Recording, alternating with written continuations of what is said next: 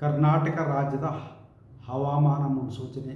ಇಂದು ಕರ್ನಾಟಕದ ಒಳನಾಡಿನಲ್ಲಿ ಹಲವು ಕಡೆ ಮಳೆಯಾಗಿದ್ದರೆ ಕರ್ನಾಟಕದ ಕರಾವಳಿ ಜಿಲ್ಲೆಗಳಲ್ಲಿ ವ್ಯಾಪಕವಾಗಿ ಮಳೆಯಾಗಿದೆ. ಪ್ರಮುಖವಾಗಿ ವಿರಾಜಪೇಟೆ ಕೊಡಗು ಜಿಲ್ಲೆಯಲ್ಲಿ 13 ಸೆಂಟಿಮೀಟರ್ ಮಳೆಯಾಗಿದೆ.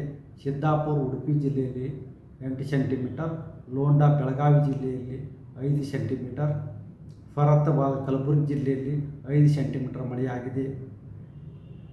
ಈಗಿರುವ ಹವಾಮಾನದ ಸಿನಾಪ್ಟಿಕ್ ಸ್ಥಿತಿ ಏನೆಂದರೆ, ಪೂರ್ವ ಅರಬ್ಬಿ ಸಮುದ್ರದ ಮಹಾರಾಷ್ಟ್ರ, ಕರ್ನಾಟಕ ಹಾಗೂ ಕೇರಳದ ಕರಾವಳಿಯ ಉದ್ದಕ್ಕೂ ಟ್ರಫ್ ಇರುವುದರ ಹಿನ್ನೆಲೆಯಲ್ಲಿ ಕರಾವಳಿ ಜಿಲ್ಲೆಗಳಲ್ಲಿ ಜುಲೈ 1ರಿಂದ ಜುಲೈ 5ರವರೆಗೆ ವ್ಯಾಪಕವಾಗಿ ಮಳೆಯಾಗುವ ಹೆಚ್ಚಿನ ಸಾಧ್ಯತೆ ಇದ್ದು, ಉತ್ತರ ಹಾಗೂ ದಕ್ಷಿಣ ಒಳನಾಡಿನ ಜಿಲ್ಲೆಗಳಲ್ಲಿ ಹಲವು ಕಡೆ ದಿನಾಂಕ 1ರಿಂದ 4ರವರೆಗೆ ಮಳೆಯಾಗುವ ಹೆಚ್ಚಿನ ಸಾಧ್ಯತೆ ಇದೆ.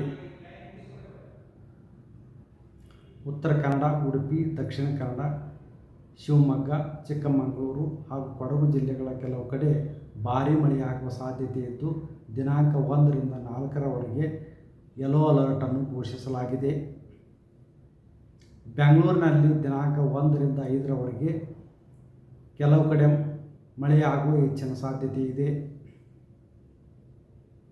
ಕರ್ನಾಟಕ ರಾಜ್ಯಾದ್ಯಂತ ಮಳೆಯ ತೀವ್ರತೆ ಹಾಗೂ ವಿಂಗಡಣೆ ದಿನಾಂಕ 5ರಿಂದ ಏರಿಕೆಯಾಗುವ ಹೆಚ್ಚಿನ ಸಾಧ್ಯತೆ ಇದೆ.